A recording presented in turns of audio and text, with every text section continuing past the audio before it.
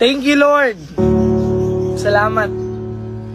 Thank you, Lord, kasi iniingatan mo ako. Salamat, Panginoon, kasi yung magulang ko hindi mo hinahayaan na magkasakit. Panginoon, salamat kasi yung blessing lagi mong binibigay sa pamilya ko. Salamat, Lord, kasi kahit mahirap, pinaparamdam mo sa akin na kaya ko. Salamat, Panginoon, kasi sa dinabi-dami ng problema, bakit ako? Salamat, Panginoon, kasi kina-challenge mo yung buhay ko. Alam niyo po, ikaw na nanonood, minsan magpasalamat ka sa Panginoon. Maganda man o pangit yung nangyayari sa buhay mo, matuto kang magpasalamat sa Panginoon.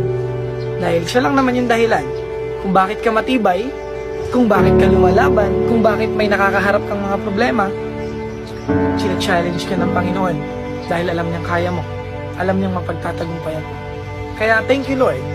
Salamat, Panginoon, kasi makulit man ako, nakakalimutan ko man